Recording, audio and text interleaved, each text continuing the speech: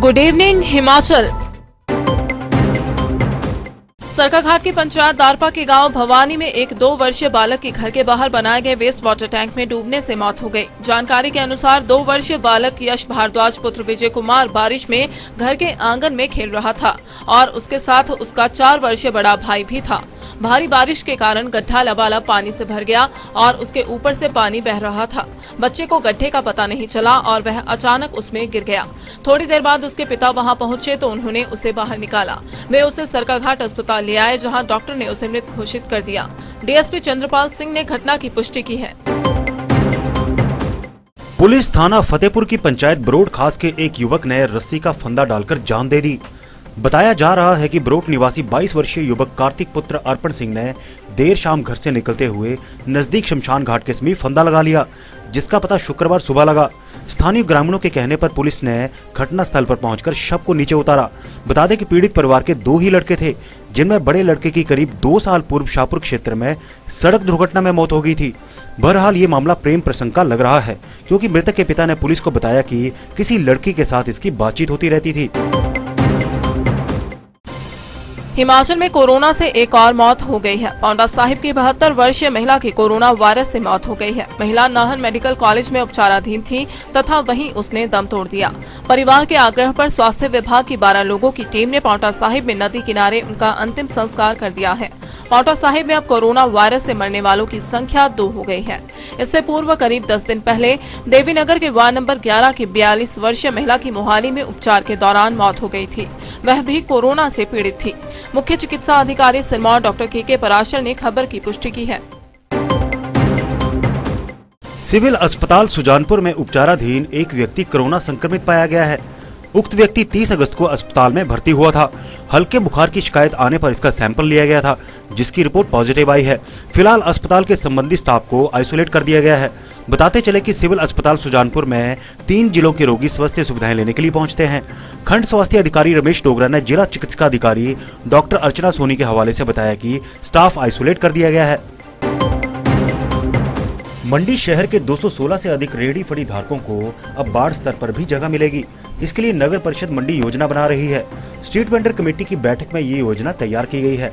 इस दौरान vending zone में बैठने वाले रेहड़ी फड़ी धारकों पर नजर रखने के लिए टास्क फोर्स का भी गठन किया गया है। टाउन वेंडिंग कमेटी सदस्य हरमीत सिंह बिट्टू ने बताया कि कार्ड धारक रेहड़ी वालों का बीमा भी होगा। वहीं उन्हें ब्याज रहित 10,000 का लोन भी उपलब्ध करवाया जा रहा है, जिसे रेहड़ी फड़ी धारक 1 साल के अंदर वापस कर सकते हैं। अभी तक 89 रेहड़ी धारकों को लाइसेंस जारी किए जा चुके हैं। गए हमने लोगों ने वहां इनसे सूची ली तो कम से कम 30 लोग ऐसे निकल के आए जो पुराने वहां बैठे हुए हैं पिछले कई सालों से। तो 30 लोग चिन्हित किए गए और 30 लोगों को जो था वो प्रथम चरण में जो है वो कार्ड इश्यू हो जाएंगे और 14 लोग ऐसे थे जो उनको बाद में आगे वाली जो मीटिंग्स होगी उसमें सर्वेक्षण के तौर पे लिया गया। तो सीरी चांदनी वाले और 105 लोग जो पहले वाले और 30 लोग जो थे जैन चुनाव वाले गुजराती समुदाय के, इनको जो प्रथम चरण में जो है वो टीवीसी कार्ड जो है वो 10 या 15 दिन के बीच में इशू हो जाएंगे।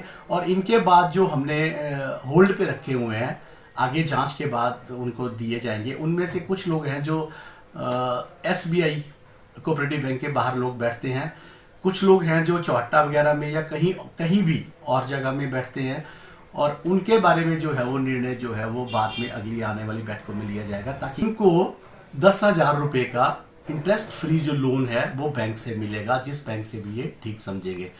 वो पैसा इनको 1 साल के बाद 1 साल के भीतर वापस करना है। वो इनकी इच्छा अनुसार है ये उसको किस टर्म में वापस करते हैं। लेकिन सबसे बड़ी बात है जो सभी वेंडर्स पे लागू होगी वो ये है कि इनका जो है वो एक ग्रुप बीमा जो करवाया जाएगा सभी वेंडर्स का, जिनको कार्ड इश्यू हो जाएंगे पहले प्रथम चरण में और बाद में बाकियों को भी। उसमें ये रहेगा कि 342 रुपये का 12 रुपये का अलग से, 330 रुपये का अलग से 2 टर्म में इनका बीमा इंश्योरेंस करवाई जाएगा। 12 रुपये वाले में इनको 2 लाख का एक्सीडेंटल कवर मिलेगा और जो 320 वाला है उसमें इनको नेचुरल डेथ का कवर मिलेगा।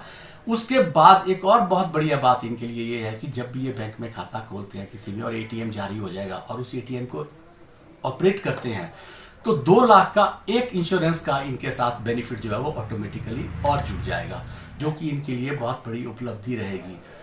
वो सरकार की तरफ से सब कुछ इनको सुविधाएं रहेंगी और जो मैंने एक बात लोन वाली बोली, तो लोन वाली बात का भी इनको जो है वो फीचर्स को फ़ायदा मिलेगा। तो यही सब सारी सुविधाएं जो अब वो गुजराती समुदाय के लोगों को भी मिलेंगी, क्योंकि उनका भी ये हक बनता है, उनके आगे परिवार का भी हक बनता है। तो इसलिए ये सारे संशोधन किए गए हैं। और मेरा ये सबसे अनुरोध रहेगा टीवीसी वेंडर्स से, रेडी फड़ी वालों से, कि जहाँ जहाँ भी उनको स्थान अनुमोदित किए गए हैं, स्थान उनको चिन्हित किए गए हैं, कृपया वे वहाँ पे अपनी रेडी फड़ियाँ उसी तरह लगाएं और इस तरह की व्यवस्था बनाएं ताकि आपस में कंपटीशन ना हो, अपना सामान इस तरह से बेचें और उनको उस तरह से चयन करें अपने सामान का कि उसमें प्रतिस्पर्धा की बात ना हो, ताकि इनका भी नुकसान ना हो और लोगों को भी सारी सुविधाएं इनकी रेडी फड़ी पर मिल सके। भोटा से कुछ दूरी पर अगधार पंचायत में झाड़ी के पास ट्राला और अल्टो गाड़ी के बीच जोरदार भिड़ंत हो गई। गनीमत ये रही कि यहाँ एक बड़ा हादसा होने से टल गया। खास बात यह है कि इस हादसे की तस्वीरें सीसीटीवी कैमरे में कैद हो गई। इस हादसे में अल्टो गाड़ी के परखच्चे उड़ गए और गाड़ी का अगला हिस्सा बुरी तरह क्षतिग्रस्त हो गया। वहीं ट्राला अल्टो गाड़ी को टक्कर मारने के साथ लगती दुकान से जा टकराया। दुकान बंद होने से बड़ा हादसा टल गया। बताते हैं कि अल्टो गाड़ी सरका घाट से बंगाणा जा रही थी, वहीं ट्राला भोटा की तरफ जा रहा था। अल्टो गाड़ी में 4 लोग सवार थे। फिलहाल पुलिस ने जांच शुरू कर दी है।